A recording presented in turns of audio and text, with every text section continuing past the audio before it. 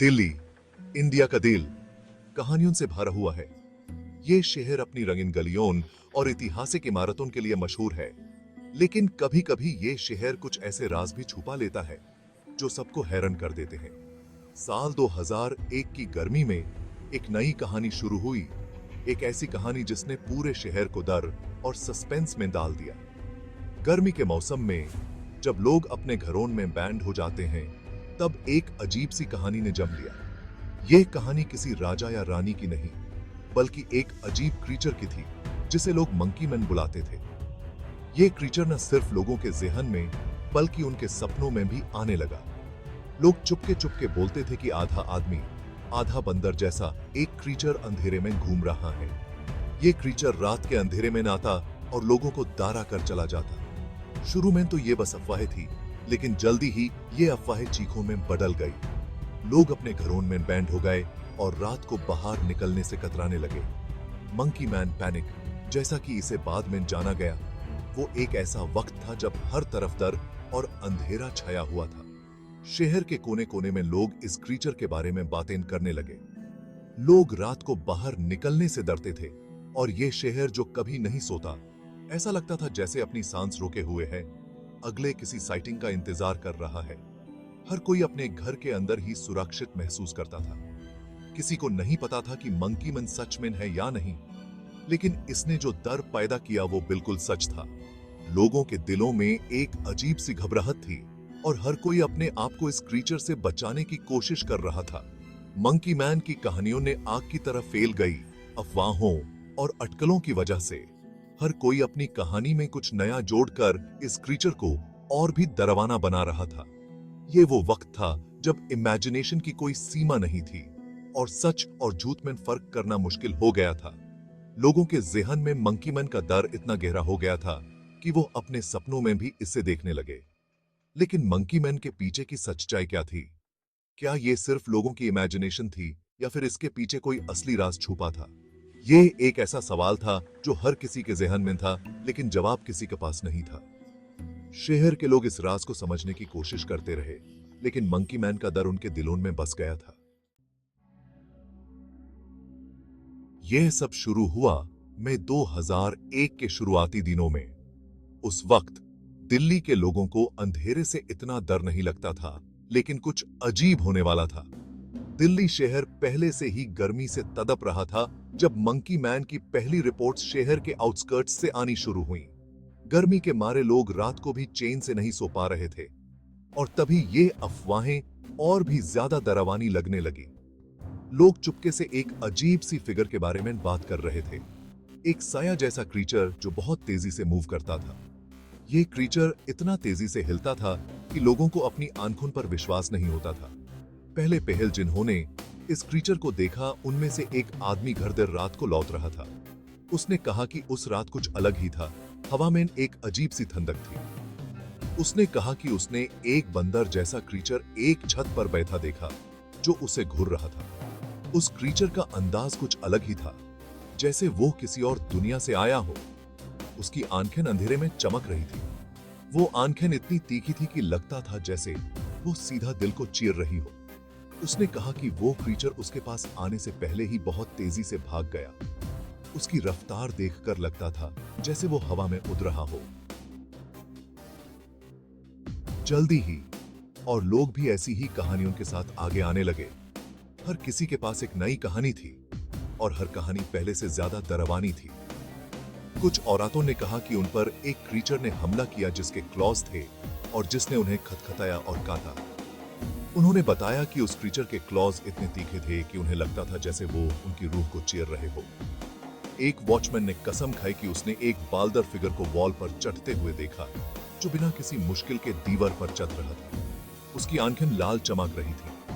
वो आंखें इतनी भयानक थी कि देखने वाले का खून जम जाए। हर नई रिपोर्ट से शहर में बेचैनी और बढ़ती गई। लोगों का डर इतना बढ़ गया था कि रात को बाहर निकलना बंद कर दिया था। शहर में एक अजीब सी खामोशी छा गई थी, जैसे सब कुछ रुक गया हो। जैसे जैसे दिन हफ्ते में बदलते गए, मंकी मैन की कहानियां और भी अजीब होती गई।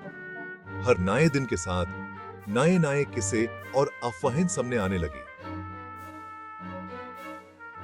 कुछ लोगों का कहना था कि वो क्रीचर 4 फीट से भी लंबा था और उसके पूरे बदन पर काले रंग के बाल थे। ये बातें सुनकर लोगों का डर और भी बढ़ गया। कुछ लोगों ने कहा कि उसकी आंखें लाल चमकती थी और उसके तेज क्लॉज थे। ये सोचकर ही लोगों के रोंगे खड़े हो जाते थे। दूसरों ने कहा कि उसके तेज क्लॉज थे जो किसी भी इंसान को आसानी से छिल सकते थे। ये बातें सुनकर लोगों का डर और भी बढ़ गया। यहाँ तक कि अफवाहें थी कि वो बोल भी सकता है और गुर्राता है और चीखता है। ये सोचकर ही लोगों के रोंगे खड़े हो जाते थे।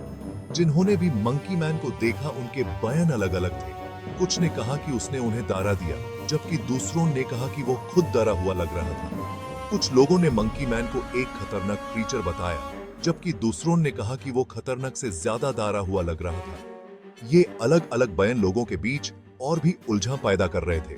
ऐसी कहानियां थी कि वो लोगों पर हमला करता है, लेकिन इन दावों का समर्थन करने के लिए कोई ठोस सबूत नहीं था। लोगों के बीच डर और अफरा तफरी का माहौल बन गया था। सबूत की कमी के बावजूद कहानियां आग की तरफ फैल गई। लोग जो सुनते थे उस पर विश्वास करने के लिए तैयार थे, खासकर किसी भी आधिकारिक स्पष्टीकरण के अभाव में। मंकी मैन हर जगह बातचीत का विषय बन गया। भीड़ भाड़ वाले बाजारों से लेकर शांत पारिवारिक रात्रि भोज तक लोग अपने अपने अनुभव और सुनी सुनाई बातें एक दूसरे से शेयर कर रहे थे। कुछ लोगों ने कहा कि उन्होंने मंकी मैन को अपनी आंखों से देखा, जबकि दूसरे सिर्फ सुनी सुनाई बातें बता रहे थे। ये कहानियां इतनी ज्यादा हो गई थी कि सच और झूठ का फर्क करना मुश्किल हो गया था। हर दिन नए नए अखबारों में मंकी मैन के बारे में कुछ ना कुछ छपता था। सेंसेशनल हेडलाइंस और लोगों के बीच गॉसिप ने इस कहानी को और भी ज्यादा हवा दी। लोग जो सुनते थे उस पर विश्वास करने के लिए तैयार थे, खासकर किसी भी आधिकारिक स्पष्टीकरण के अभाव में। ये कहानियां इतनी ज्यादा हो गई थी कि सच और झूठ का फर्क करना मुश्किल हो गया था।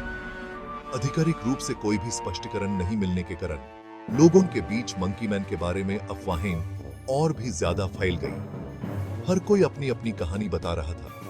मंकी मैन हर जगह बातचीत का विषय बन गया। भीड़ भाड़ वाले बाजारों से लेकर शांत पारिवारिक रात्रि भोज तक लोग अपने अपने अनुभव और सुनी सुनाई बातें एक दूसरे से शेयर कर रहे थे। ये कहानियां इतनी ज्यादा हो गई थी कि सच और झूठ का फर्क करना मुश्किल हो गया था। हर कोई अपनी अपनी कहानी बता रहा था और मंकी मैन का डर लोगों के बीच बढ़ रहा था। सेक्शन 4, मीडिया का हंगामा। आग की तारा फैलता दार। मीडिया ने मंकी मैन पैनिक को बढ़ाने में बहुत बड़ी भूमिका निभाई। अखबारों ने सेंसेशनल हेडलाइंस छापे और टेलीविजन चैनल्स ने लगातार अपडेट्स दिए।